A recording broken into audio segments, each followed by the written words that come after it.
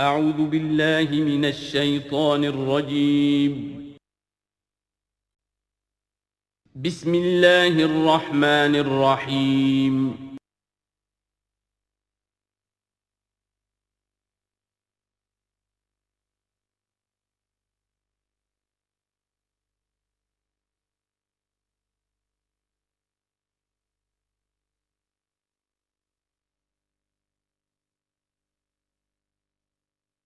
فاعوذ باللہ من الشیطان الرجیم بسم اللہ الرحمن الرحیم ان تجتنبوا کبائر ما تنہون عنہ نکفر عنکم سیئاتکم وندخلکم مدخلا کریما ولا تتمنوا ما فضل اللہ بہ بعضکم علی بعض للرجال نصیب مما اکتسبوا وللنساء نصیب مما اکتسبن واسألوا اللہ من فضلہ ان اللہ کان بکل شیء علیما صدق اللہ العظیم۔ اب انسانی تمدن کے دو بہت اہم مسائل ہیں اور بڑے گہرے فلسفیانہ اہمیت کے حامل۔ پہلا مسئلہ ہے گناہوں کے بارے میں کہ ان میں ایک تقسیم ہے کبائر اور صغائر کی۔ بڑے بڑے گناہ، سب سے بڑا گناہ شرک ہے، کفر ہے، پھر یہ کہ جو فرائض ہیں ان کا ترک کرنا کبائر میں شامل ہوگا، جو حرام چیزیں ہیں ان کا ارتکاب کبائر میں شامل ہوگا۔ ایک ہے چھوٹی چھوٹی کوتاہیاں جو ہو جاتی ہیں، آداب میں ہو جاتی ہیں، یا اور جو بھی باریک احکام ہیں ان میں کہیں کوتاہی ہو گئی ہے، یا بغیر کسی ارادے کے کہیں کسی کی بات ایسی کہہ بیٹھے ہیں کہ جو غیبت کے حکم میں آ گئی ہے، ارادہ نہیں تھا لیکن بات نکل گئی ہے، وغیرہ وغیرہ۔ اس میں جو ایک ہیلدی ایٹیچیوڈ ہے وہ یہ ہے کہ کبائر کا پورے اہتمام کے ساتھ بندوبست کیا جائے کہ اس سے انسان بالکل پاک ہو جائے، فرائض کی پوری ادائیگی، محرمات سے اجتناب مطلق۔ اور یہ چھوٹی چیزیں جو ہیں ان کے بارے میں نہ تو زیادہ ایک دوسرے پر نکیر کی جائے، نہ ایک دوسرے پر گرفت کی جائے، نہ کچھ اس پر بہت زیادہ جو ہے اپنے دل کے اندر بھی دل گرفتگی کی جائے، بلکہ ان کے بارے میں توقع رکھی جائے کہ اللہ تعالیٰ معاف فرما دے گا، استغفار کرے بھی آدمی۔ اور یہی صغائر ہیں جو نیکیوں کے ذریعے سے خود بخود بھی ختم ہوتے رہتے ہیں۔ یہ جو آتا ہے کہ جو شخص وضو کرتا ہے صحیح طریقے پر بیٹھ کر اطمینان سے، تو جب وہ ہاتھ دھوتا ہے تو ہاتھوں کے گناہ جھڑ جاتے ہیں، آنکھوں میں پانی ڈالتا ہے آنکھوں کا گناہ جھڑ جاتا ہے، وغیرہ وغیرہ۔ تو یہ وہ صغائر ہیں۔ ان الحسنات یذہبن السیئات، یہ نیکیاں جو ہیں ان بدیوں کو دور کر دیتی ہیں۔ کبائر معاف نہیں ہوتے اس سے، نیکیوں سے جن گناہوں کی معافی کا از خود اعلان ہے قرآن میں، وہ کبائر نہیں صغائر ہیں۔ کبائر توبہ کے بغیر وہ نہیں بخشے جا سکتے، توبہ کرنی ہوگی۔ اور جو اکبر الکبائر ہے شرک، اس کے بارے میں تو دو مرتبہ اس صورت میں آئے گا کہ ان اللہ لا یغفر ان یشرک بہ ویغفر ما دون ذلک لمن یشاء، وہ ہم پڑھیں گے بعد میں۔ لیکن ایک پرورٹڈ قسم کی مذہبی شخصیت ہوتی ہے، مذہبی مزاج، پرورٹڈ، مست شدہ۔ جو کبائر ہیں وہ تو ہو رہے ہیں، سود خوری ہو رہی ہے، جو کچھ ہو رہا ہے حرام خوری ہو رہی ہے، چھوٹی چھوٹی باتوں پر نکیر ہو رہی ہے، یہ پائنچا تمہارا نیچے کیوں چلا گیا ہے، اس کے اوپر ساری گرفت ہو رہی ہے، یہ کیا ہو گیا ہے، تمہاری داڑھی جو ہے شرعی نہیں ہے، اس کے اوپر گرفت ہو رہی ہے۔ یہ چیزیں جو ہیں دس از پرورشن، یہ مذہب کو مست کر دینے والی بات ہے۔ قرآن مجید میں اس معاملے کو 3 جگہ پر نقل کیا گیا ہے کہ یہ فلسفہ جو ہے کہ چھوٹی چیزوں کے بارے میں درگزر سے بھی کام لو، اور یہ کہ بہت زیادہ متفکر بھی نہ ہو، سینس آف پروپورشن ہونا چاہیے۔ ان تجتنبوا کبائر ما تنہون عنہ، اگر تم اجتناب کرتے رہو گے ان بڑے بڑے گناہوں سے جن سے کہ تمہیں روکا جا رہا ہے، نکفر عنکم سیئاتکم، تمہاری چھوٹی برائیوں کو ہم خود ہی دھوتے رہیں گے، پاک کرتے رہیں گے، صاف کرتے رہیں گے۔ جو بھی نیک کام کرو گے ان کے حوالے سے وہ جو فروغ داشتیں ہیں وہ خود بخود بھی دھلتی رہتی ہیں۔ وندخلکم مدخلا کریما، اور تمہیں داخل کریں گے بہت ہی باعزت جگہ پر، جہاں کیا تمہارا مقام جو ہے باعزت اکرام کے ساتھ ہوگا۔ یہ مضمون سورہ شورا میں بھی آیا ہے، پھر سورۃ النجم میں بھی ہے، 3 مرتبہ یہ مضمون قرآن میں آیا ہے۔ دوسرا مسئلہ جو ہے انسانی معاشرے میں وہ فضیلت کا ہے۔ اب ظاہر بات ہے کہ تمام انسانوں کو ایک جیسا تو نہیں بنایا ہے اللہ نے، کسی کو خوبصورت بنا دیا، کسی کو بدصورت بنا دیا، کسی کا قد اونچا ہے، کوئی ٹھگنے قد کا ہے، لوگ اس پر ہنستے ہیں، یا کسی کو مرد بنا دیا، کسی کو عورت بنا دیا. اب عورت اپنے اندر ہی اندر کڑھتی رہے مجھے عورت کیوں بنایا، تو اس کا حاصل کیا ہوگا؟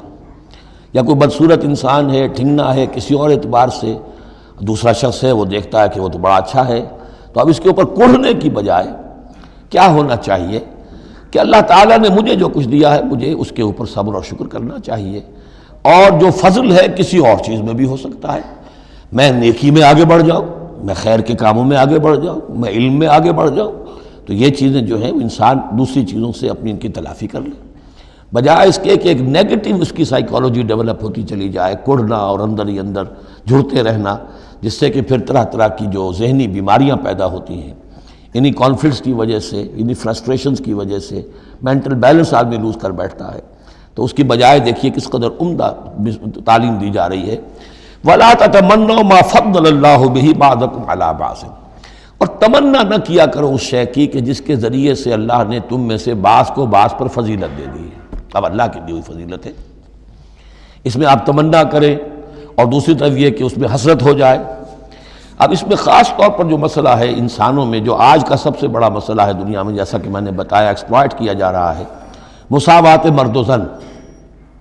اب یہ بھی ایک فضیلت ہے، کسی کو اللہ نے مرد بنایا، کسی کو عورت بنایا. اب پہلی بات یہ بتائی جا رہی ہے للرجال نصیب مما اکتسبوا، مردوں کے لیے حصہ ہے اس میں سے کہ جو وہ کمائیں گے، وللنساء نصیب مما اکتسبن، اور عورتوں کے لیے حصہ ہے اس میں سے جو وہ کمائیں گی. یعنی جہاں تک نیکیوں کا معاملہ ہے، بدیوں کا معاملہ ہے، خیرات کا معاملہ ہے، حسنات کا معاملہ ہے یا سیئات کا معاملہ ہے، اس میں بالکل ایکویلٹی ہے. مرد نے نیکی کمائی اس کے لیے، عورت نے نیکی کمائی اس کے لیے، اس میں برابری ہے. عورت نیکی میں مرد سے آگے نکل جائے. اتنے مرد ہوں گے کروڑوں کہ جو رش کریں گے حضرت خدیجہ کی کے مقام پر، کہ جو ان کا نمایاں ہوگا قیامت کے دن، یا حضرت عائشہ یا حضرت فاطمہ کا مقام، تو وہ عورتیں تھیں اور مرد ہوں گے بڑے بڑے، لیکن یہ کہ ان کی خاک کو بھی نہیں پہنچ سکیں گے. تو یہ ہے کہ اس میں تسلیم کرے آدمی، تسلیم و رضا، کہ جو بھی اللہ نے مجھے بنا دیا اور مجھے دیا ہے، اب مجھے اس میں بہتر سے بہتر کرنا ہے. یہ میرا شاکلہ تو اللہ کی طرف سے آ گیا ہے، کل یعمل علی شاکلتہ، اور جو ہم پڑھ چکے سورہ بقرہ میں کہ لا یکلف اللہ نفسا الا وسعہا، وسع جو ہے وہ اللہ نے بنا دی ہے. تو اب اس آیت کو بھی غلط کوٹ کیا جاتا ہے کمائی کے لیے، کہ عورتیں بھی کما سکتی ہیں. دیکھیے لکھا ہوا نصیب مما اکتسب، ان کے لیے حصہ ہے اس کمائی میں سے جو انہوں نے کیا. اچھا کمائی سے مراد یہ سمجھ لیجئے قرآن مجید میں صرف ایک جگہ ایسی ہے سورہ بقرہ میں جو ہم پڑھ چکے ہیں، جہاں کسب کا لفظ آیا ہے معاشی جد و جہد اور معاشی کمائی کے لیے. باقی پورے قرآن میں کسب آتا ہے اعمال کے لیے، کسب حسنات، کسب سیئات، بدیاں کمانا، بھلائیاں کمانا، کسب اس کے لیے. اور دلیل اس کی یہاں کیا ہے؟ مما اکتسبنا نصیب.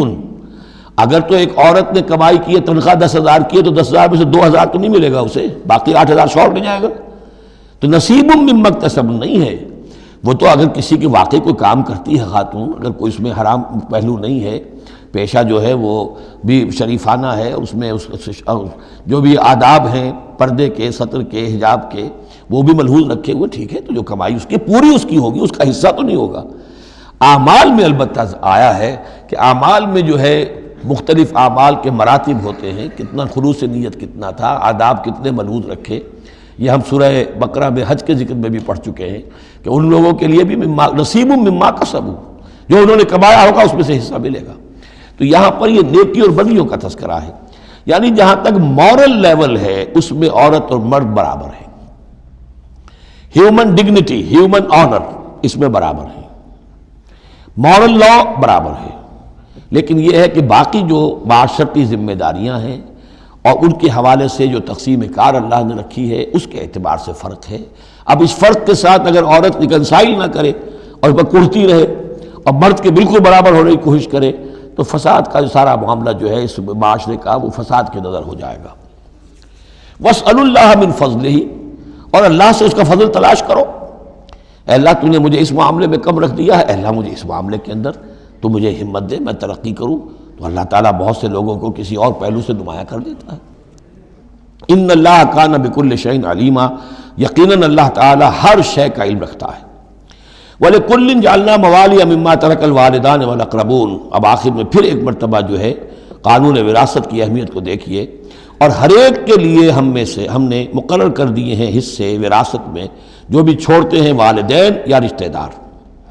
والذین عقدت ایمانکم، ایک نیا مسئلہ یہ پیدا ہو گیا تھا کہ ایک دوستی ہوتی ہے، بھائی چارہ ہوتا ہے، یا مدینے میں حضور نے مسلمانوں کو بھائی بھائی بنا دیا تھا، ایک انصاری ایک مہاجر بھائی، تو کیا ان کا وراثت میں حصہ ہے؟ نہیں، یہ وراثت میں حصہ منہ بولے بھائیوں کا نہیں ہے، منہ بولے بیٹے کی کوئی حیثیت نہیں شریعت میں، منہ بولے بھائی کا کوئی حصہ نہیں ہے۔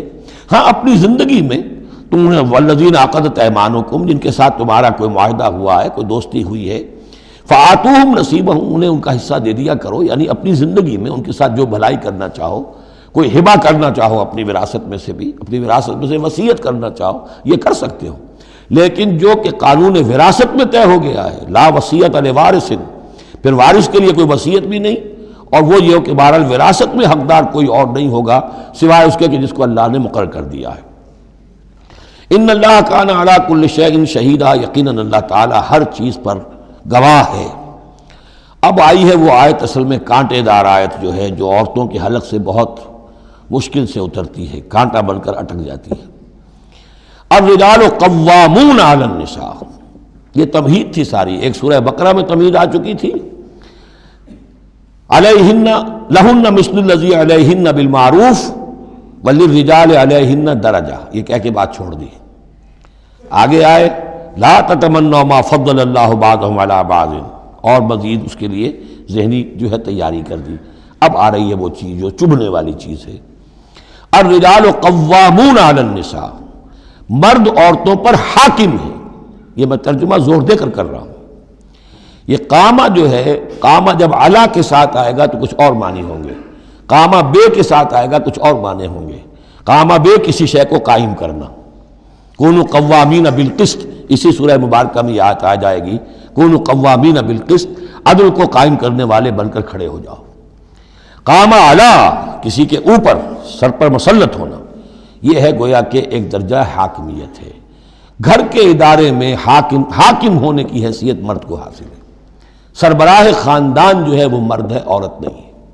عورت کو بہرحال اس کے ساتھ ایک وزیر کی حیثیت سے کام کرنا ہے، یہ ہے اس کا اصل رول۔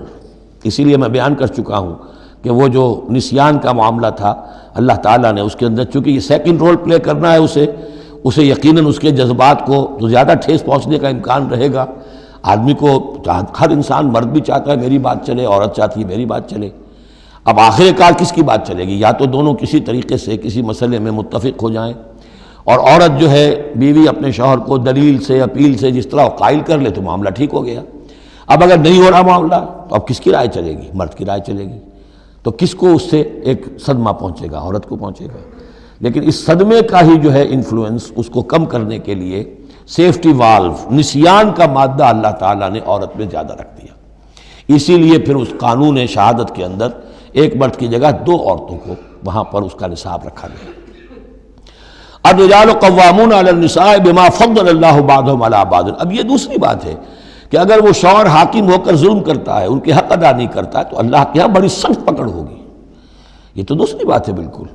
لیکن یہ کہ جو قانون ہے اسلام کا وہ یہی ہے کہ یہ اختیار دیا گیا، اب آپ اس اختیار کا غلط استعمال کر رہے ہیں، آپ اس کو ظلم کا ذریعہ بنا رہے ہیں، تو اس کی سزا اللہ تعالیٰ کے ہاں آپ کو مل جائے گی۔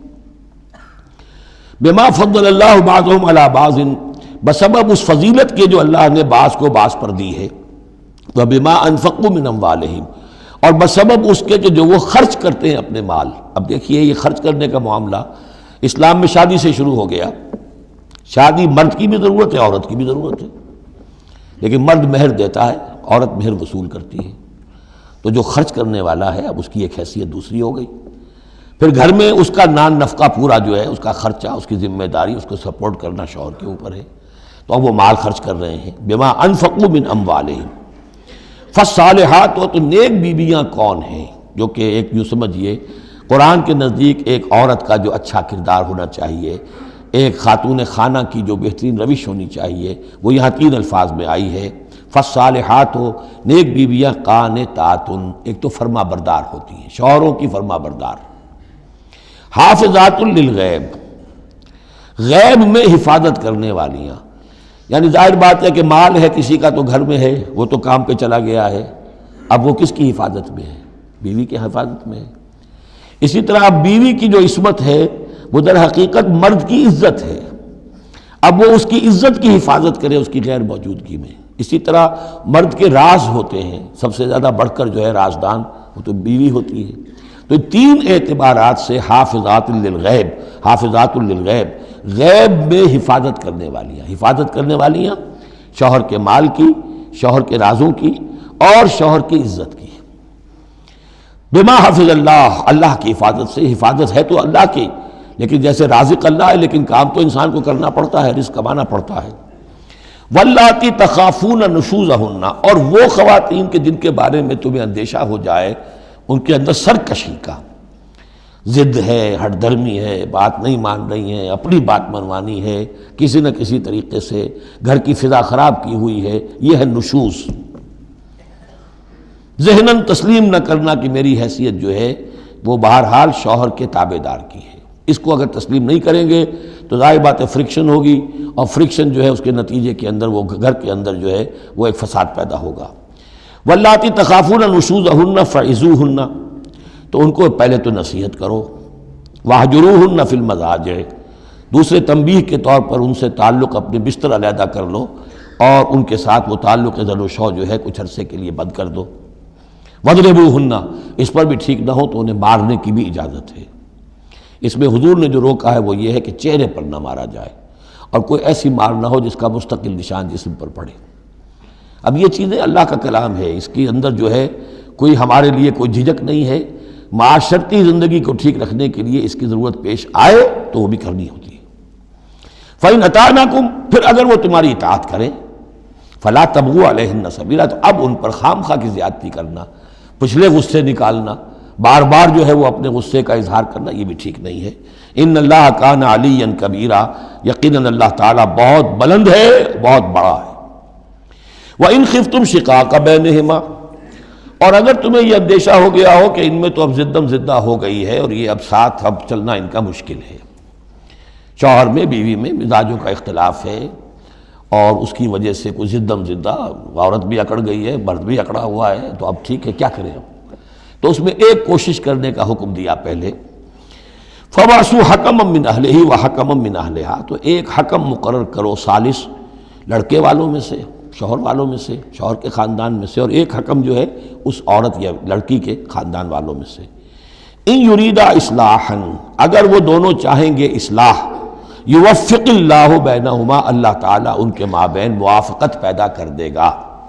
لیکن ان یریدا میں مراد دونوں ہو سکتے ہیں، یعنی ایک تو یہ کہ اگر واقعتاً شوہر اور بیوی جو ہے چاہتے ہیں کہ موافقت ہو جائے، ہوتا ایسا ہے کسی وقت جو ہے وہ نفسیاتی گرہ ایسی بن جاتی ہے کہ وہ بھی چاہتا ہے کہ معاملہ درست ہو جائے اور وہ بھی چاہتی ہے کہ درست ہو جائے، لیکن اب یہ کہ اب اس میں گرہ ایسی پڑ گئی ہے، مقطع میں آ پڑی ہے سکون دسترانہ بات کہ اب اس میں کسی طریقے سے مسئلہ حل نہیں ہو رہا، تو حکمین آ جائیں گے تو وہ بات کو گرہ کھولیں گے، ادھر سے کچھ سنیں گے، ادھر سے سنیں گے، کچھ اس کی وضاحت ہوگی، ادھر کی وضاحت ہوگی تو ہو جائے گا۔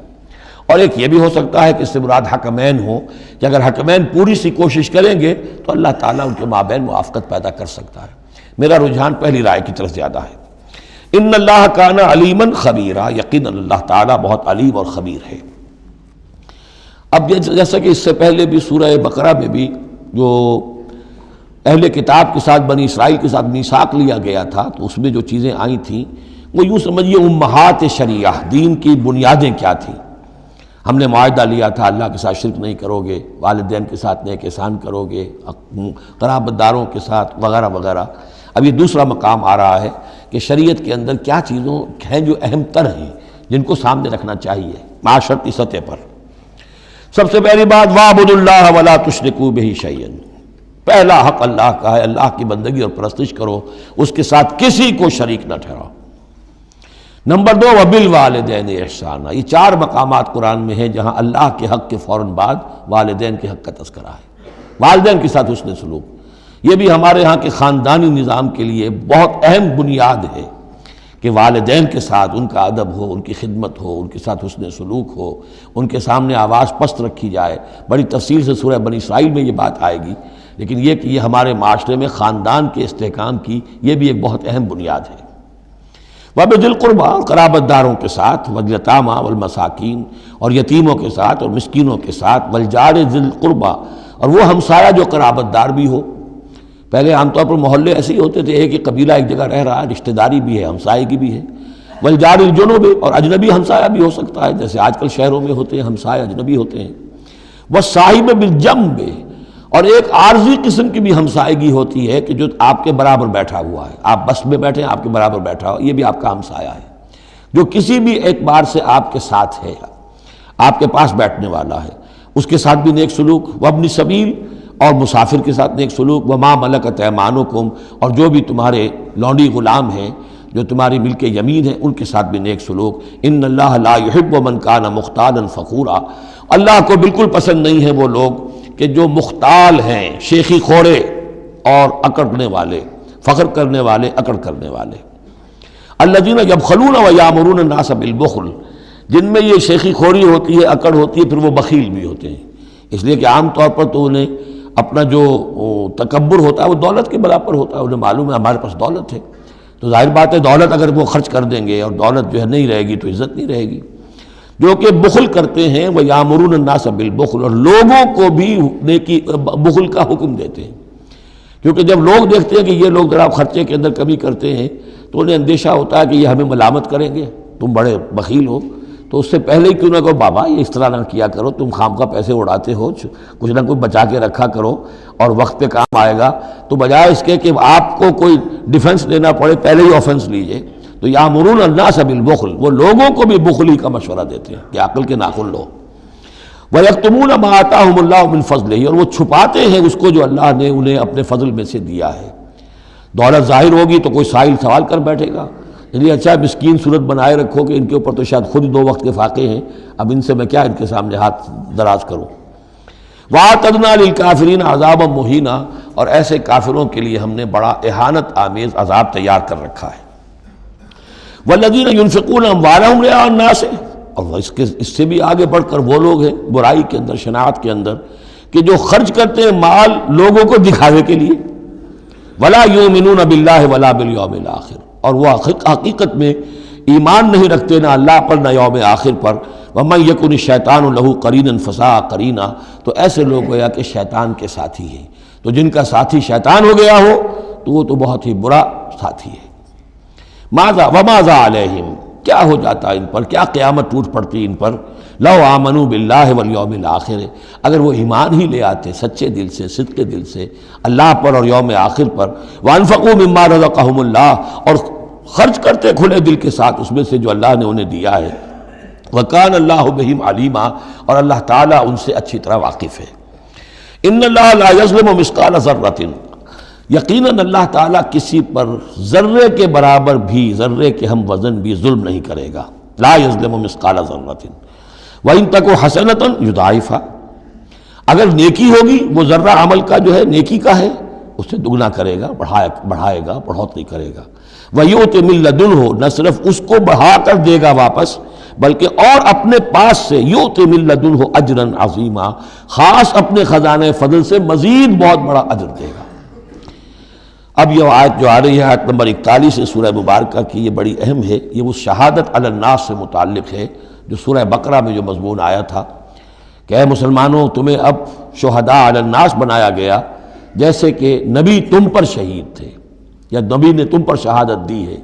نبی قیامت کے دن کھڑے ہو کر کہیں گے اے اللہ میرے پاس جو دین آیا تھا میں نے انہیں پہنچا دیا تھا، اب یہ ذمہ دار ہیں، they are responsible for their attitude and conduct.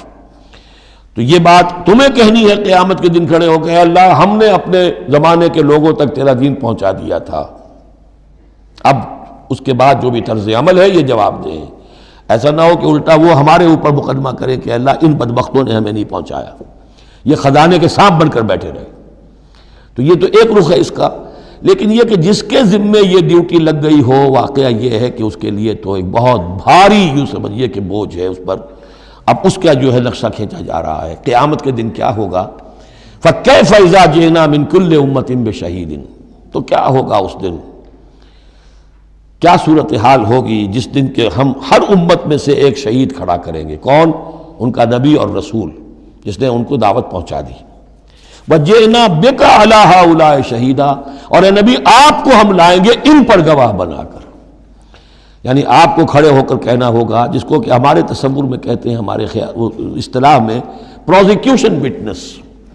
عدالت خداوندی کا پروزیکیوشن وٹنس کون ہے؟ نمبر 1 پروزیکیوٹر کون ہے؟ نبی. اے اللہ تیرا پیغام جو پہنچا تھا میں نے پہنچا دیا تھا. Now they are accountable responsible. تو اس کے کیا معنی ہوئے؟ اپنی ہی قوم کے خلاف گواہی آ گئی نا. اعلیٰ کا لفظ یہاں بھی نوٹ کر لیجیے، اعلیٰ ہؤلاء شہیدا. اعلیٰ ہمیشہ مخالفت کے لیے آتا ہے. ہم توقع میں ہیں کہ ہمیں تو شفاعت ملے گی میٹھی میٹھی، یہاں کڑوا معاملہ ہے. اے اللہ یہ بدبخت ہے جنہیں میں دین دے کر گیا تھا، ان کا کام تھا دین پھیلانا، انہوں نے خود دین کو چھوڑ دیا. تو نبی شفاعت کریں گے یا نبی مقدمہ قائم کریں گے؟ وقال الرسول یا رب ان قوم اتخذوا هذا القرآن مہجورا، اور کہیں گے رسول کہ اللہ میری اس قوم نے قرآن کو ترک کر دیا تھا. اس آیت کے بارے میں ایک واقعہ بھی ہے کہ ایک مرتبہ حضور صلی اللہ علیہ وسلم نے حضرت عبداللہ ابن مسعود سے کہا کہ مجھے قرآن سناؤ. انہوں نے عرض کیا حضور آپ کو سناؤں؟ آپ پر تو نازل ہوا ہے. فرمایا ہاں لیکن مجھے کسی دوسرے سے سن کر کچھ اور حظ حاصل ہوتا ہے، لطف آتا ہے. سورہ نساء انہوں نے پڑھنی شروع کی، شروع سے لے کے پڑھتے جا رہے ہیں. ظاہر بات ہے کہ حضور بھی سن رہے ہیں، باقی اور صحابہ بھی ہوں گے، اور حضرت عبداللہ ابن مسعود کی گردن نیچی ہے، پڑھ رہے ہیں. جب اس آیت پر پہنچے فَكَيْفَ إِذَا جِئْنَا مِن كُلِّ أُمَّةٍ بِشَهِيدٍ وَجِئْنَا بِكَ عَلَىٰ هَٰؤُلَاءِ شَهِيدًا، تو حضور نے فرمایا حسبک حسبک، بس کرو بس کرو. اور عبداللہ ابن مسعود نے سر اٹھا کر دیکھا تو حضور کی آنکھوں سے آنسوؤں کی لڑیاں چل رہی تھیں. اپنی قوم کے خلاف مجھے گواہی دینی ہوگی. وَجِئْنَا بِكَ عَلَىٰ هَٰؤُلَاءِ شَهِيدًا يَوْمَئِذٍ يَوَدُّ الَّذِينَ كَفَرُوا، اس دن یہ چاہیں گے کافر، وَعَصَوُا الرَّسُولَ جنہوں نے کفر کیا تھا اور رسول کی نافرمانی کی تھی، لَوْ تُسَوَّىٰ بِهُمُ الْأَرْضُ، کسی طرح زمین پھٹ جائے، شق ہو جائے، ہم اس میں دفن ہو جائیں اور ہمیں نسیم منسیہ کر دیا جائے. وَلَا يَكْتُمُونَ اللَّهَ حَدِيثًا، اللہ سے وہ کوئی بات چھپا نہیں سکیں گے.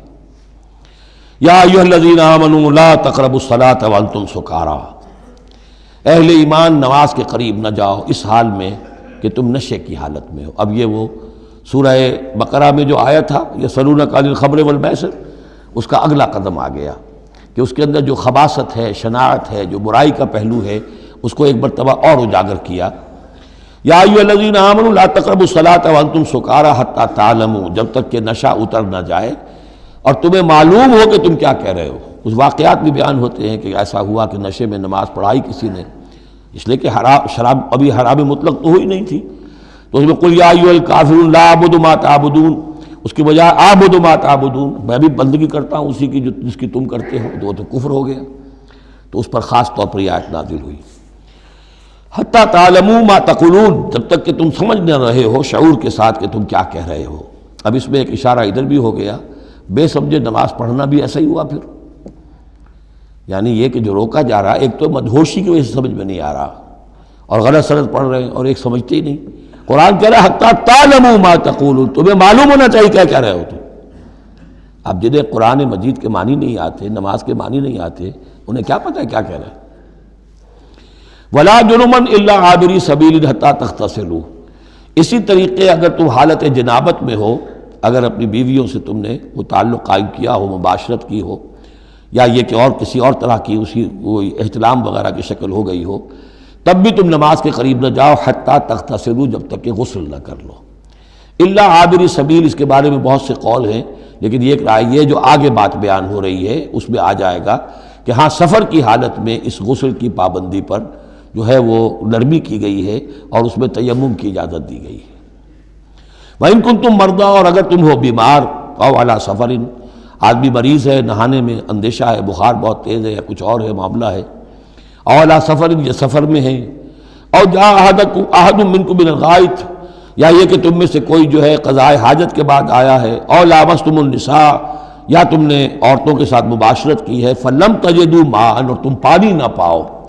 یعنی یہ تمام صورتیں کہ جس میں غسل واجب ہے یا یہ کہ وضو واجب ہے، تو ان دونوں صورتوں میں سے اگر بیماری راستے میں حائل ہے، سفر میں ہونے کی وجہ سے پانی نہیں ہے یا کوئی اور وجہ ایسی ہے کہ پانی ہے دستیاب نہیں ہے، فَتَيَمَّمُوا صَعِيدًا طَيِّبًا، تو تیمم کر لیا کرو. لیکن تیمم کا جیسا کہ ہم پہلے پڑھ چکے ہیں، میں نے بتایا تھا کہ قصد کرنا تیمم. فَتَيَمَّمُوا صَعِيدًا طَيِّبًا، پاک مٹی کا اس کا قصد کرو. فَامْسَحُوا بِوُجُوهِكُمْ وَأَيْدِيكُمْ، اور پھر اپنے چہروں کو اور اپنے ہاتھوں کو اس سے مسح کر لو، بل لو. ان اللہ کان عفوا غفورا، یقیناً اللہ تعالی عفو ہے، بہت معاف کرنے والا. اب یہاں تک تو یہ سلسلہ آپ نے دیکھ لیا. 43 آیات ہیں کہ جن میں وہی انداز ہے سورہ بقرہ کے، شریعت کے احکام مختلف گوشوں میں مختلف پہلوؤں سے. عبادات کے ضمن میں تیمم آ گیا، اسی طریقے سے وراثت کا قانون آ گیا، اور جو جنسی انارکی ہے معاشرے میں نہ پیدا ہونے پائے، ڈسپلن ہو، ضبط نفس ہو، ایک ستھرا معاشرہ ہو، اچھا ایک خاندانی نظام ہو، اس کے لیے کیا احکام ہیں وغیرہ وغیرہ. اب یہاں تھوڑا سا خطاب آ رہا ہے بہت مختصر اہل کتاب کے بارے میں. الم تر الی الذین اوتوا نصیبا من الکتاب، کیا تم نے دیکھا نہیں ان لوگوں کی جانب جنہیں حساب کتاب میں سے ایک حصہ دیا گیا تھا. والکتاب ایک حقیقت ہے جس میں سے ایک حصہ آیا تھا جس کا نام تورات تھا، اسی میں سے ایک حصہ اور آیا وہ انجیل ہے، اور پھر وہ کتاب ہر اعتبار سے قابل ہو کر نازل ہوئی قرآن کی شکل میں. یشترون الضلالۃ ویریدون ان تضلوا السبیل، وہ گمراہی خریدتے ہیں اور چاہتے ہیں کہ تم بھی گمراہ ہو جاؤ. یہ جیسے مشرکین مکہ کیا کرتے تھے کہ لوگ قرآن نہ سنیں تو کوئی گانے والی کوئی لے آیا تھا کہیں سے، تاکہ لوگ جو ہیں اس کے گانے سننے کے اندر ہی لگے رہیں اور حضور کی بات سنے کوئی نہ. اسی طریقے سے یہ مدینے کے اندر بھی اس قسم کے معاملات جو ہیں، یہ یہودی جو ہیں اس قسم کے، جو ہمارے ہاں یہ میچز ہو رہے ہیں اور معلوم ہوتا ہے کہ ٹی وی پر گویا کہ دنیا کی اہم ترین شے جو ہے وہ کرکٹ ہے اور ٹینس ہے اور وہ وہاں کی جو اور گیمز ہیں، اور پاگل ہوئی ہے دنیا اس کے اوپر، پاگل. اور شیطان کو چاہیے کیا؟ حقائق کی طرف نگاہ ہی نہ ہو. زندگی کس لیے ہے، جینا کاہے کے لیے ہے، موت ہے تو اس کے بعد کیا ہونا ہے، سوچنے کی ضرورت ہی نہ ہو. یا حیوان کیا کما رہا ہے یا کھا رہا ہے، اور یا پھر یہ اس طرح کے لہو و لعب کے اندر زندگی گزار رہا ہے. اللہ اللہ اور خیر صلی اللہ. تو جو خریدتے ہیں گمراہی، اس کے لیے بڑے بڑے نظام ہیں، بڑے بڑے ان لوگوں کے لیے جو ہیں انعامات ہوتے ہیں. آدمی کے ہوش ٹھکانے آ جاتے ہیں کہ ان پلیئرز کو کیا کیا کچھ ملتا ہے. وَيُرِيدُونَ أَن تَضِلُّوا السَّبِيلَ، وہ یہ چاہتے ہیں کہ تمہیں سیدھے راستے سے، راہ حق سے منحرف کر دیں. وَاللَّهُ أَعْلَمُ بِأَعْدَائِكُمْ، اللہ تمہارے دشمنوں سے خوب واقف ہے. وَكَفَى بِاللَّهِ وَلِيًّا، اور وہ کافی ہے تمہارے ولی اور پشت پناہ ہونے کی حیثیت سے. لیکن ظاہر بات ہے کہ تم اس کا کہنا مانو گے تب نا. وَكَفَى بِاللَّهِ نَصِيرًا، اور مددگار ہونے کے اعتبار سے بھی وہ کافی ہے. مِنَ الَّذِينَ هَادُوا يُحَرِّفُونَ الْكَلِمَ عَن مَّوَاضِعِهِ، ان یہودیوں میں سے ہی وہ لوگ ہیں کہ جو کلام کو اس کے اصل مقام سے پھیرتے ہیں. وَيَقُولُونَ سَمِعْنَا وَعَصَيْنَا، یہ ہم پڑھ چکے ہیں، کہتے ہیں ہم نے سنا اور ہم نے نہیں مانا. بظاہر یہ کہ سمعنا وَأَطَعْنَا کہہ رہے ہیں، حقیقت میں سمعنا وَعَصَيْنَا. وَاسْمَعْ غَيْرَ مُسْمَعٍ، اور وہ حضور سے یہ بھی کہتے تھے گستاخ ذرا سنیے، نہ سنا جائے، نہ سنے. یہ چپکے سے کہہ دیا کہ ہمیں کوئی آپ کو سنانا بھی مطلوب نہیں ہے خاص. وَاسْمَعْ غَيْرَ مُسْمَعٍ وَرَاعِنًا لَيًّا بِأَلْسِنَتِهِمْ، اور رائنا کو رائینا کہہ دیا ہے ہمارے چرواہے. بِأَلْسِنَتِهِمْ، اپنی لین اپنی زبانوں کو موڑ کر. وَطَعْنًا فِي الدِّينِ، اور دین میں طعن کرنے کے لیے، عیب لگانے کے لیے. وَلَوْ أَنَّهُمْ قَالُوا، اگر وہ یہ کہتے سمعنا وَأَطَعْنَا، ہم نے سنا اور مانا. وَاسْمَعْ وَانظُرْنَا، اور آپ ہماری بھی بات ذرا سن لیجئے اور ذرا ہمیں مہلت دیجئے. لَكَانَ خَيْرًا لَهُمْ وَأَقْوَمَ، یہ ان کے لیے کہیں بہتر ہوتا، بہت درست اور سیدھی بات ہوتی. وَلَكِنْ لَعَنَهُمُ اللَّهُ بِكُفْرِهِمْ، لیکن اللہ نے تو ان کے کفر کی وجہ سے ان پر لعنت کر دی ہے. فَلَا يُؤْمِنُونَ إِلَّا قَلِيلًا، تو اب وہ ایمان لانے والے نہیں ہیں مگر شاذ کوئی. یا ایھا الذین اوتوا الکتاب آمنوا بما نزلنا مصدقا لما معکم، اب یہاں پر اس لعنت و ملامت کے ساتھ ہی وہ دعوت بھی ہے. یہاں پہ جو چیزیں ملی ہوئی ہیں جیسے کہ ہم نے دیکھا سورہ بقرہ اور آل عمران میں وہ علیحدہ علیحدہ مقامات تھے. اے وہ لوگوں جنہیں کتاب دی گئی تھی، اوتوا الکتاب آمنوا بما نزلنا، ایمان لاؤ اس پر کہ جو ہم نے نازل کیا ہے. مصدقا لما معکم، اس جو کہ تصدیق کرتے ہوئے آیا ہے اس کی جو تمہارے پاس ہے. من قبل ان نطمس وجوہا، اس سے پہلے کہ ہم چہروں کو مٹا دیں۔ اس کا مطلب کیا ہے کہ چہروں پر جو نشان ہیں کوئی ایک ہاتھ پھرے کہ کوئی نشان باقی نہ، اسپاٹ ہو جائے۔ فنردھا علی ادبارہا، پھر ان کو ان کی پیٹھوں کی طرف موڑ دیں، چہرہ پیچھے اور گدی سامنے۔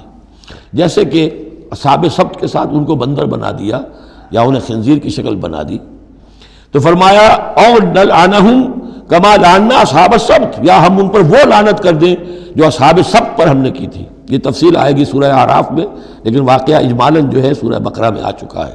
وَكَانَ أَمْرُ اللَّهِ مَفْعُولًا، تو اس سے پہلے پہلے تم ایمان لے آؤ، ورنہ اللہ کا معاملہ جو ہے وہ تو ہو کر رہنا ہے۔ ان اللہ لا یغفر ان یشرک بہ، پہلی مرتبہ بھی آیت یہاں آ گئی۔ یقیناً اللہ اسے ہرگز نہیں بخشے گا کہ اس کے ساتھ شرک کیا جائے۔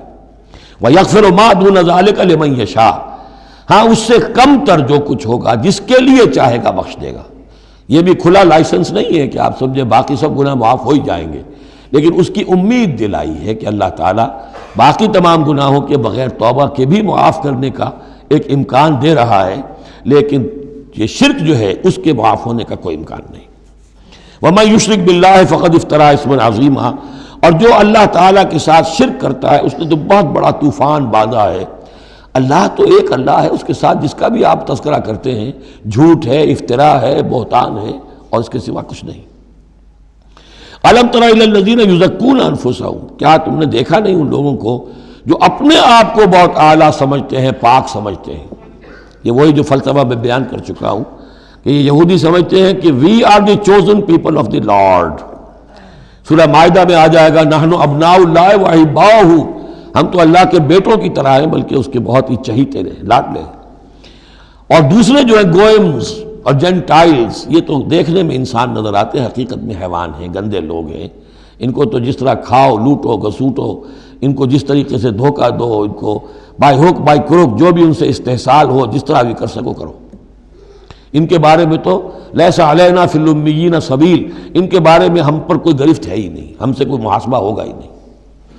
جیسے ہرن ہے، پھر رہا ہے، آپ نے شکار کیا، کھا لیا، کون پوچھے گا آپ سے؟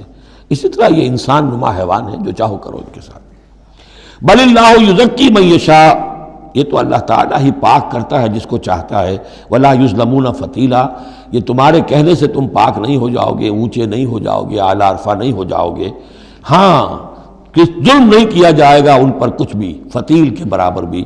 دھاگا، فتیل اصل میں کہتے ہیں کہ جو آپ نے دیکھا ہوگا آج کل تو کھجوریں کھاتے ہیں تو کھجور کی گٹھلی کے ساتھ ایک چھوٹا سا دھاگا لگا ہوتا ہے کہ جس سے بقیہ کھجور کے ساتھ اس کا تعلق ہوتا ہے، وہ گٹھلی کی ناف کے ساتھ سمجھ لیجئے، وہ فتیل ہے۔ اب ظاہر بات ہے کہ اس زمانے میں جو چھوٹی سی چھوٹی چیزیں لوگوں کے مشاہدے میں آتی تھیں تو کسی چیز کے چھوٹے ہونے کے لیے مثال وہیں سے دی جا سکتی تھی۔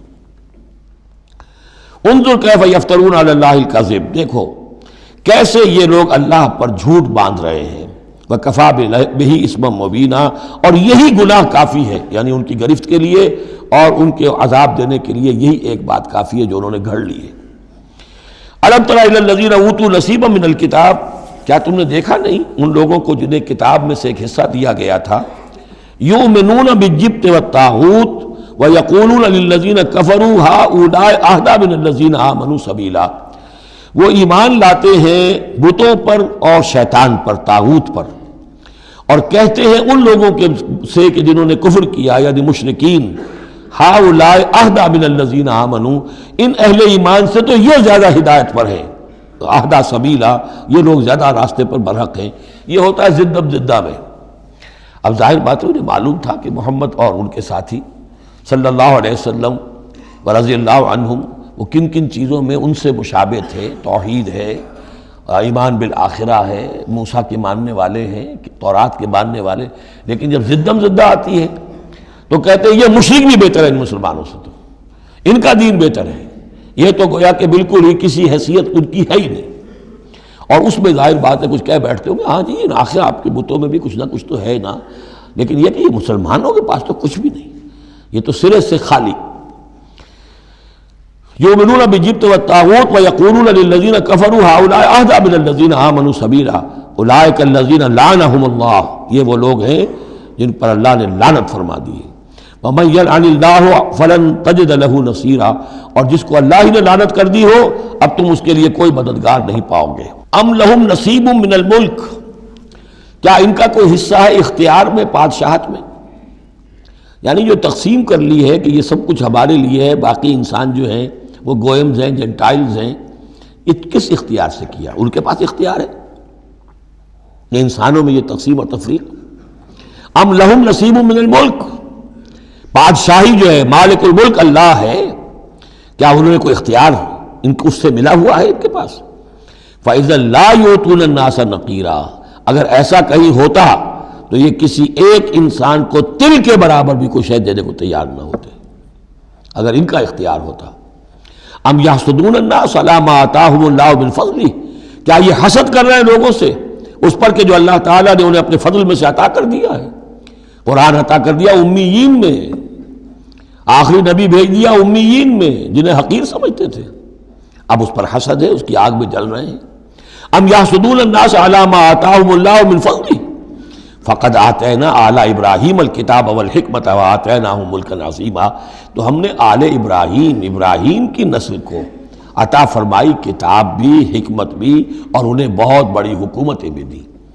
یعنی تمہیں بھی اگر ملی تھی تو ابراہیم کی نسل ہونے کے ناطے سے ملی تھی، کتاب ملی، تورات ملی، انجیل ملی، تو یہ جو دوسری نسل ہے یہ بھی تو اسی ابراہیم کی نسل ہے۔ آتینا آل ابراہیم الکتاب والحکمت، ہاں بنی اسرائیل کو کتاب علیحدہ ملی، حکمت علیحدہ ملی، تورات علیحدہ تھی، انجیل علیحدہ تھی، اور یہاں کتاب اور حکمت ایک ہی جگہ پر قرآن میں اللہ نے جمع کر دی ہے بتمام و کمال، اور ایک ہی جگہ پر جمع۔ وَآتَيْنَاهُ مُلْكًا عَظِيمًا، تو جیسے ان کو ملک عظیم دیا تھا اب ہم ان مسلمانوں کو اس سے بڑا ملک دیں گے۔ یہ سورہ نور میں مضمون آئے گا، لَيَسْتَخْلِفَنَّهُمْ فِي الْأَرْضِ كَمَا اسْتَخْلَفَ الَّذِينَ مِن قَبْلِهِمْ، ہم لازماً ان اہل ایمان کو دنیا میں وہ حکومت اور خلافت عطا کریں گے جیسے پہلوں کو عطا کی تھی۔ فَمِنْهُمْ مَنْ آمَنَ بِهِ وَمِنْهُمْ مَنْ صَدَّ عَنْهُ، تو ان میں سے کوئی وہ بھی ہیں جو ایمان لے آئے ہیں یا لے آئیں گے، جن کے دلوں میں کچھ رمق ہے، اور ان میں وہ بھی ہیں جو رک گئے ہیں، کھڑے رہ گئے ہیں، ہٹ گئے ہیں۔ وَكَفَىٰ بِجَهَنَّمَ سَعِيرًا، اور ایسے لوگوں کے لیے ان کو پھونکنے کے لیے بڑکتی ہوئی آگ کافی ہے۔ ان الذین کفروا بآیاتنا سوف نصلیہم نارا، یقیناً وہ لوگ جو ہماری آیات کا کفر کریں گے ایک وقت آئے گا کہ ہم نصلیہم نارا، انہیں آگ میں جھونک دیں گے۔ کلما نضجت جلودہم بدلناہم جلودا غیرہا، جب بھی اور جیسے بھی ان کی کھالیں، جلدیں جھلس جائیں گی، جل جائیں گی، ہم انہیں نئی کھالیں دے دیں گے، نئی جلدیں دے دیں گے، لیذوقوا العذاب، تاکہ وہ عذاب کا مزہ چکھتے رہیں۔ اب یہ بھی ایک بہت بڑی میڈیکل حقیقت ہے کہ جو اصل حس ہے پین کی وہ کھال ہی میں ہے، اندر جو ہے چاہے وہ ہمارے مسلز ہیں ان کے اندر جلن کی ہوگی لیکن احساس نہیں ہوگا اس کا۔ اصل جو ہے احساس جلن کا، چٹکی ہے، کوئی اور تکلیف ہے، کانٹا چبھا ہے، اور یہ ساری چیزیں جو بھی ہیں اس کا سارا احساس جو ہے سینسیٹیو جو ہے وہ سکن ہے۔ تو سکن چونکہ ان کے لیے تکلیف کا موجب ہو رہی ہے، سکن جل گئی، اب انہیں نئی سکن دی جائے گی۔ بدلناہم جلودا غیرہا، اس کے سوا اور کھال دے دی جائے گی تاکہ وہ سوزش مسلسل رہے، وہ جلن کا احساس برقرار رہے، اس میں کمی نہ ہو۔ لیذوقوا العذاب، تاکہ وہ عذاب کا مزہ چکھتے رہیں۔ ان اللہ کان عزیزا حکیما، یقیناً اللہ تعالیٰ زبردست ہے، کمال حکمت والا۔ والذین آمنوا وعملوا الصالحات، وہی سائملٹینیس کنٹراسٹ، جب جہنمیوں کا تذکرہ ہوا ہے تو اہل جنت کا تذکرہ بھی ہے، اور وہ لوگ جو ایمان لائے اور جنہوں نے نیک عمل کیے، سندخلہم جنات تجری من تحتہا الانہار، ان قریب انہیں ہم داخل کریں گے ان باغات میں جن کے دامن میں ندیاں بہتی ہوں گی، خالدین فیہا ابدا، اور وہ رہیں گے ان میں ہمیشہ ہمیش، لہم فیہا ازواج مطہرۃ، ان کے لیے اس میں ہوں گی بڑی پاک باز بیویاں، وندخلہم، اور ہم انہیں داخل کریں گے ظلا ظلیلا، ایسی ٹھنڈی چھاؤں، گہری چھاؤں کے اندر ہم انہیں داخل کریں گے۔ ظل اور ذلیل، بہت ہی ٹھنڈی چھاؤں۔ یہاں اب وہ ختم ہوا حصہ کہ جو اہل کتاب کی طرف روح سخن اور خطاب تھا، اب پھر مسلمانوں سے۔ ان اللہ یامرکم ان تؤدوا الامانات الی اہلہا، اور یہ دو تین آیتیں نہایت اہم ہیں قرآن مجید کی۔ سارا اسلام کا سیاسی، قانونی، دستوری نظام اس میں ہے۔ ان اللہ یامرکم ان تؤدوا الامانات الی اہلہا، پہلی بات تو یہ اللہ تمہیں حکم دیتا ہے کہ امانات سپرد کرو اس کے اہل لوگوں کو. فَإِذَا حَكَمْتُمْ بَيْنَ النَّاسِ أَن تَحْكُمُوا بِالْعَدْلِ، اور جب لوگوں کے درمیان فیصلہ کرو تو عدل سے فیصلہ کرو. پہلی بات یہ ہے کہ جو بھی آپ سیاسی نظام بناتے ہیں، انتظام کرتے ہیں، اس میں منصب ہوتے ہیں، منصبوں کی پھر ذمہ داریاں ہوتی ہیں تو اختیارات بھی ہوتی ہیں. اس کو دیکھ کر دینا چاہیے کہ کون اہل ہے. یہ کہ برادری کی وجہ سے، رشتہ داری کی وجہ سے، کسی کی دولت کی وجہ سے، کسی کے دھونس کی وجہ سے اگر آپ نے کیا تو خیانت کی ہے. پھر یہ امانت ہے، اس امانت کا استعمال صحیح ہونا چاہیے. عام معنی میں بھی امانت، جو بھی امانت کسی نے رکھوائی ہے اسے واپس لوٹانی ہے. لیکن یہاں یہ وہ معاشرتی زندگی اور جو بھی ایک اجتماعی زندگی کے جو اہم اصولوں کی حیثیت سے بات آ رہی ہے کہ ان تؤدوا الامانات الی اہلھا، جو بھی اہل ہیں اس کے استطاعت اور اہلیت رکھنے والے.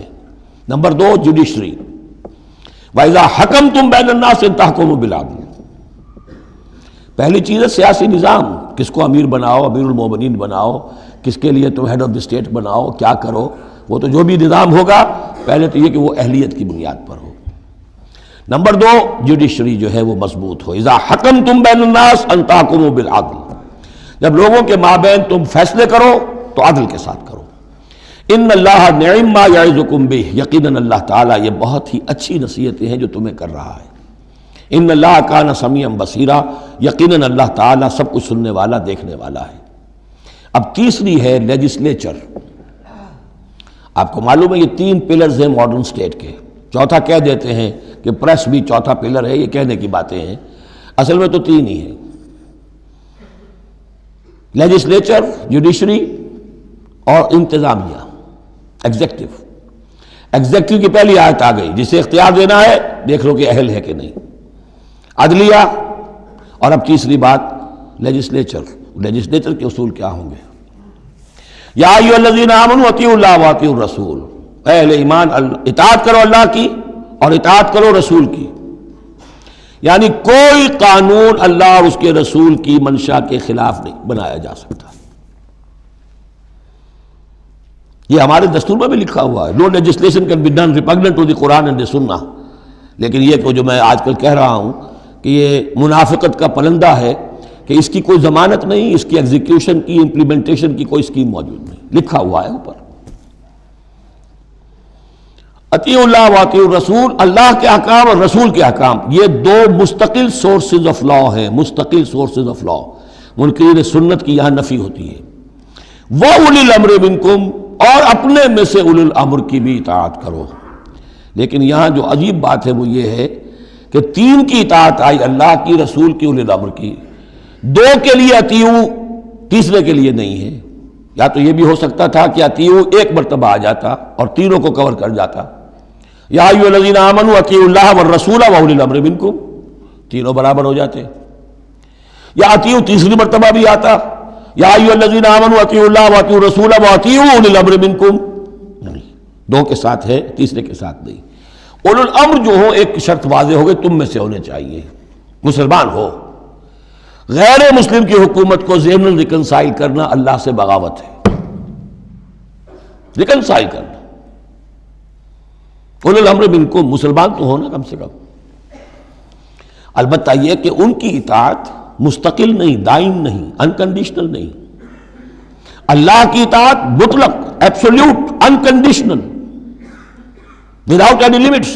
رسول کی اطاعت absolute, unconditional, without any limit. لیکن اولی الامر کی اطاعت ہوگی اللہ اور اس کے رسول کی اطاعت کے تابع. جو حکم لائے اسے بتانا ہوگا میں کتاب و سنت سے کیسے اس کا استنباط کر رہا ہوں. وہ اسے ثابت کرنا ہوگا کہ یہ کتاب و سنت کے خلاف نہیں ہے، کم سے کم یہ ثابت کرنا ہوگا.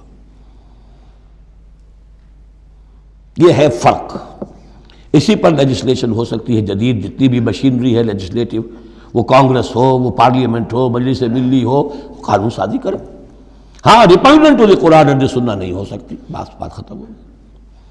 فَإِن تَنَازَعْتُمْ فِي شَيْءٍ، پھر اگر تمہارا کسی معاملے میں جھگڑا ہو جائے. اولو الامر کہتا ہے میں تو اسے اسلام کے تقاضا صحیح سمجھتا ہوں، آپ سمجھتے ہیں نہیں تم غلط کہہ رہے ہو، کہاں جائیں اب؟ فَرُدُّوهُ إِلَى اللَّهِ وَالرَّسُولِ، لوٹا دو اسے اللہ اور رسول کی طرف. یعنی اب یہ کہ جو بھی اپنی بات ثابت کرنا چاہتا ہے اسے اللہ اور اس کے رسول سے دلیل لانی پڑے گی، میری پسند، میرا خیال، میرا نظریہ نہیں، اللہ اور اس کے رسول کے۔ اور اس میں یہ بات ماننی پڑے گی کہ ابھی یہاں ایک خلا ہے، وہ خلا یہ ہے کہ یہ فیصلہ کون کرے گا کہ اس کی رائے صحیح ہے یا اس کی رائے صحیح ہے۔ یہ ہے اصل میں آج کی ریاست میں آ کر وہ خلا پر ہو چکا ہے، یہ جوڈیشری کا کام ہے۔ لیکن جب کہ ابھی اسلامی ریاست قائم ہوئی ہے عرب میں حضور کے زمانے میں، ابھی یہ انسٹیٹیوشنز جو ہیں شروع میں پوری طریقے سے آئیڈینٹیفائڈ اور علیحدہ انسٹیٹیوشنز تھے ہی نہیں کہ یہ لیجسلیچر ہے، یہ جوڈیشری ہے، یہ ایگزیکٹو ہے۔ حضرت ابوبکر کے زمانے میں تو کوئی یعنی قاضی تھے ہی نہیں، حضرت عمر نے پہلے شعبہ قضا شروع کیا ہے، تو رفتہ انسٹیٹیوشن ڈیولپ ہوئے ہیں۔ لیکن اصول یہ ہے کہ دو کی اطاعت تو ہے قطعی اور لازمی، انکنڈیشنل ایبسولوٹ، تیسری اطاعت اس کے تابع ہوگی۔ فیصلہ کون کرے گا؟ جدید دور میں اس کا جو انسٹیٹیوشن ہے وہ عدلیہ ہے، وہاں ہر شخص جائے، اپنی دلیل دے، علماء جائیں، عوامی جائیں، جو چاہیں جائیں، سب جو جا کر دلائل دیں، لیکن وہاں سے فیصلہ ہو جائے گا کہ واقعتاً یہ ریپگننٹ ہے یا نہیں۔ فَإِن تَنَازَعْتُمْ فِي شَيْءٍ فَرُدُّوهُ إِلَى اللَّهِ وَالرَّسُولِ إِن كُنتُمْ تُؤْمِنُونَ بِاللَّهِ وَالْيَوْمِ الْآخِرِ۔ یہ طرز عمل تمہیں اختیار کرنا چاہیے اگر تم واقعتاً اللہ پر اور یوم آخر پر ایمان رکھتے ہو۔ ذَلِكَ خَيْرٌ وَأَحْسَنُ تَأْوِيلًا، یقیناً یہ بہت ہی بہتر بھی ہے اور نتائج کے اعتبار سے بھی بہت ہی مفید ہے۔ أَلَمْ تَرَ إِلَى الَّذِينَ يَزْعُمُونَ أَنَّهُمْ آمَنُوا بِمَا أُنزِلَ إِلَيْكَ وَمَا أُنزِلَ مِن قَبْلِكَ، کیا تم نے غور نہیں کیا ان لوگوں کی طرف جن کا گمان تو یہ ہے اور دعویٰ تو یہ ہے کہ وہ ایمان لے آئے ہیں اس پر بھی کہ جو اے نبی آپ پر نازل کیا گیا، اور اس پر بھی کہ جو آپ سے پہلے نازل کیا گیا، لیکن کرتے کیا ہیں؟ یریدون یتحاکموا الی الطاغوت، وہ چاہتے یہ ہیں کہ اپنے مقدمات کے فیصلے کروائیں طاغوتوں سے، یعنی ان سے جو اللہ اور اس کے رسول کی اطاعت نہیں کرتے۔ اگلی آیت پہلی جو تھی، جو اللہ اور اس کے رسول کی اطاعت پر کاربند ہو گیا وہ طاغوت سے خارج ہو گیا، جو اللہ اور اس کے رسول کی اطاعت کو قبول نہیں کرتا وہ طاغوت ہے، وہ طغا، وہ اپنے حد سے تجاوز کر گیا۔ تو گویا کہ غیر مسلم جو اللہ اور اس کے رسول کے احکام کا پابند نہیں وہ طاغوت ہے۔ یریدون ان یتحاکموا الی الطاغوت وقد امروا ان یکفروا بہ، وہ اپنے مقدمات لے کر جاتے ہیں طاغوت کے پاس حالانکہ انہیں حکم دیا گیا ہے کہ ان کا کفر کریں۔ یعنی ہوتا یہ تھا کہ مسلمان مدینے میں جو منافقین تھے وہ اپنے مقدمات بجائے اس کے کہ حضور کے پاس لائیں، جب یہ دیکھتے تھے کہ ہمارا پلہ گر رہا ہے، حضور کے پاس جائیں گے ہم تو حق کی بات ہوگی، انصاف کی بات ہوگی، تو چلو یہودیوں کی عدالت سے فیصلہ کروا لیں۔ ایک یہودی کا اور ایک مسلمان کا جھگڑا ہوا اور اس میں یہ مسئلہ اٹھ کھڑا ہوا۔ وہ یہودی کہتا تھا چلو محمد کے پاس صلی اللہ علیہ وسلم، اس لیے کہ اسے بھی یقین تھا کہ میں حق پر ہوں۔ یہ مسلمان جو منافق تھا یہ کہتا تھا نہیں چلو تمہارے پاس کعب ابن اشرف کے پاس چلو، اس سے معاملہ طے کرواؤ۔ بہرحال اس کے بعد ہوا یہ کہ حضور کے پاس وہ یہودی لے آیا، حضور نے فیصلہ کر دیا اس کے خلاف۔ اب اس نے کہا اچھا چلو دیکھو آپ بھی عمر سے اور بات کرتے ہیں۔ حضرت عمر سے آ کے بات کی، امید کی کہ شاید وہ جب میرا لحاظ زیادہ کریں، میں مسلمان ہوں۔ وہ یہودی نے بتا دیا حضور تو یہ فیصلہ کر چکے میرے حق میں اور یہ پھر یہ یہاں آیا ہے۔ انہوں نے آؤ دیکھا نہ تاؤ تلوار لی اور گردن اڑا دی کہ جو محمد کے فیصلے پر راضی نہیں اور مجھ سے فیصلہ کروانا چاہتا ہے اس کا فیصلہ یہ ہے۔ اس پر واویلا مچایا، آئے چیختے چلاتے ہوئے اس کے گھر والے، اس کے اہل و عیال کہ ہم تو بس یہ چاہتے تھے کہ کچھ مصالحت ہو جاتی، آپ نے فیصلہ دے دیا تھا تو کوئی مصالحت ہو جاتی تو اچھا تھا، راضی نامہ ہو جاتا، اس لیے گئے تھے۔ وہ واقعہ ہے جو بیان ہو رہا ہے۔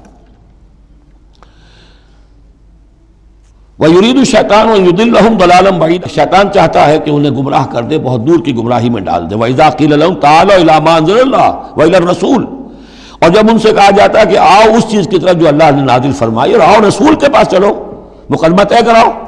رَأَيْتَ الْمُنَافِقِينَ يَصُدُّونَ عَنْكَ صُدُودًا، تو اے نبی آپ دیکھتے ہیں کہ یہ منافق رکتے ہیں آپ کے پاس آنے سے کنی کتراتے ہیں۔ صدا یصدو یہ میں عرض کر چکا ہوں، رکنے کے معنی میں بھی ہے، روکنے کے معنی میں بھی ہے۔ فَكَيْفَ إِذَا أَصَابَتْهُمْ مُصِيبَةٌ بِمَا قَدَّمَتْ أَيْدِيهِمْ، تو پھر کیسے جب کہ ان کے اوپر کوئی مصیبت آ گئی اپنے کرتوت کی وجہ سے، جب چیختے چلایا ہے عمر نے یہ کر دیا، وہ تو مقدمہ قائم کرنا چاہتے تھے عمر کے خلاف۔ لیکن یہاں یہ ہے کہ فَكَيْفَ إِذَا أَصَابَتْهُمْ مُصِيبَةٌ بِمَا قَدَّمَتْ أَيْدِيهِمْ، ان کے اپنے ہاتھوں کے کرتوتوں کی وجہ سے جو مصیبت آ گئی، ثُمَّ جَاءُوكَ، پھر وہ آپ کے پاس آئے، يَحْلِفُونَ بِاللَّهِ، اور اللہ کی قسمیں کھاتے ہوئے آئے، إِنْ أَرَدْنَا إِلَّا إِحْسَانًا وَتَوْفِيقًا، ہم تو احسان بھلائی چاہتے تھے، موافقت چاہتے تھے، راضی نامہ چاہتے تھے، اس لیے عمر کے پاس گئے تھے۔ اولئک الذین یعلم اللہ ما فی قلوبہم، یہ وہ لوگ ہیں کہ جو کچھ ان کے دلوں میں اللہ اسے جانتا ہے۔ فاعرض عنہم، تو اے نبی ان سے آپ رخ پھیر لیجئے، وعظہم، اور ان کو ذرا نصیحت کیجئے، ڈانٹیے ڈپٹیے، وقل لہم فی انفسہم قولا بلیغا، اور ایسی بات کہیے ان سے جو ان کے دلوں میں اتر جائے۔ اس آیتوں کے اترنے کے بعد حضرت عمر رضی اللہ تعالیٰ عنہ کو حضور نے پھر بری قرار دیا کہ اللہ کی طرف سے ان کی برات آ گئی ہے، توثیق آ گئی ہے، اور کہتے یہ ہیں کہ اسی دن سے ان کا لقب فاروق بنا ہے، پھر حق و باطل میں فرق کر دینے والا۔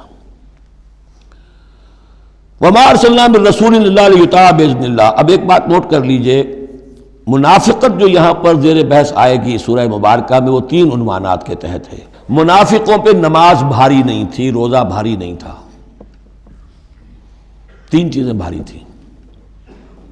ایک رسول کی اطاعت، اور یہ بڑی نفسیاتی بات ہے، رسول انسان ہے، ہم جو رسول کی اطاعت کرتے ہیں تو رسول ہمارے لیے ایک انسٹیٹیوشن کی حیثیت رکھتے ہیں صلی اللہ علیہ وسلم۔ 2 ہاتھ 2 پاؤں 2 آنکھوں والا رسول ہمارے پاس موجود نہیں ہے، ان کے سامنے انسان موجود تھا، اس کے بھی 2 ہاتھ ہیں، اس کے بھی 2 پاؤں ہیں، اس کی 2 آنکھیں ہیں۔ انسان کی اطاعت کرے یہ بہت مشکل ہے، جیسا کہ جماعتوں میں ہوتا ہے۔ امیر کی اطاعت سے زیادہ بھاری کام کون سا ہے؟ بڑا مشکل کام، اپنی رائے کو پیچھے ڈالیں تو امیر کی رائے پر چلیں۔ ایک تو ان کے جس کے دل میں یقین تھا کہ یہ محمد صلی اللہ علیہ وسلم، یہ محمد ابن عبداللہ تو ہیں جنہیں ہم دیکھ رہے ہیں، لیکن حقیقتاً میں جو ایمان لایا ہوں وہ محمد الرسول اللہ پر لایا ہوں کہ اللہ کے رسول ہیں، تب تو بات ہو جائے۔ لیکن جن کے دلوں میں یہ یقین نہیں تھا یا کمزور تھا، ان کے لیے حضور کی شخصی اطاعت بڑی بھاری تھی، بڑی کٹھن تھی۔ یہی ہے بعض مواقع پر وہ کہتے تھے کہ یہ جو کچھ کہہ رہے ہیں اپنے پاس سے کہہ رہے ہیں، کیوں نہیں سورت نازل ہو جاتی، کیوں نہیں آیت نازل ہو جاتی؟ اور سورہ محمد اسی انداز میں نازل ہوئی ہے کہ پھر اللہ نے کہا اچھا لو پھر یہ آیت ہم نازل کر دیتے ہیں قتال کی۔ وہ یہ کہتے تھے یہ محمد نے خود اپنی طرف سے اقدام کر دیا۔ دوسری چیز جو کٹھن تھی وہ تو کٹھن ہے قتال، اللہ کی راہ میں جنگ کے لیے نکلنا، خطرہ ہے، مرحلہ سخت ہے اور جان عزیز۔ اور تیسری چیز ہجرت۔ اب ہجرت میں منافقین مدینہ نہیں، منافق جو اور تھے گردا گرد کے اور مکے میں جو تھے ان کا ذکر آئے گا اب آگے۔ گھر بار چھوڑ کر، خاندان والوں کو چھوڑ کر نکل جانا آسان کام نہیں۔ اب سب سے پہلے اطاعت رسول، اس کی کیا اہمیت ہے۔ وَمَا أَرْسَلْنَا مِن رَّسُولٍ إِلَّا لِيُطَاعَ بِإِذْنِ اللَّهِ، تو ہم نے نہیں بھیجا کسی رسول کو مگر اس لیے کہ اس کی اطاعت کی جائے اللہ کے حکم سے۔ وَلَوْ أَنَّهُمْ إِذ ظَّلَمُوا أَنفُسَهُمْ، اور اگر انہوں نے جب اپنے اوپر ظلم کیا تھا، انفسہم جاؤ کا، اگر وہ آتے اے نبی آپ کے پاس، فاستغفر اللہ، اور اللہ سے بھی استغفار کرتے، واستغفر لہم الرسول، اور رسول بھی ان کے لیے استغفار کرتے اللہ سے، وجد اللہ توابا رحیما، تو وہ پاتے کہ اللہ تعالیٰ تو توبہ کا قبول فرمانے والا اور رحیم ہے۔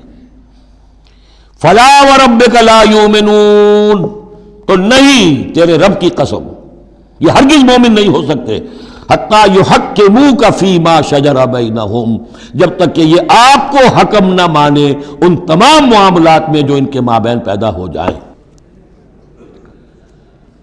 کوئی چوائس نہیں ہے، جو بھی جھگڑا ہے، جو اختلاف ہے، جو بھی مسئلہ ہے، اس میں آپ کو حکم اگر نہیں مانتے تو تیرے رب کی قسم یہ مومن نہیں ہے۔ یہ انداز دیکھیے، اس کا جلال دیکھیے۔ فلا وربک لا یؤمنون حتی یحکموک فیما شجر بینہم ثم لا یجدوا فی انفسہم حرجا مما قضیت، اور پھر یہ کہ جو فیصلہ آپ کر دیں اس پر اپنے دل میں تنگی محسوس نہ کریں۔ اگر قبول بھی کر لیا لیکن کدورت کے ساتھ کیا، دل میں تنگی کے ساتھ کیا، تب بھی مومن نہیں ہے۔ وَيُسَلِّمُوا تَسْلِيمًا، اور سر تسلیم خم کریں جیسے کہ سر تسلیم خم کرنے کا حق ہے۔ بارک اللہ لی و لکم فی القرآن العظیم ونفعنی وإیاکم بالآیات والذکر الحکیم۔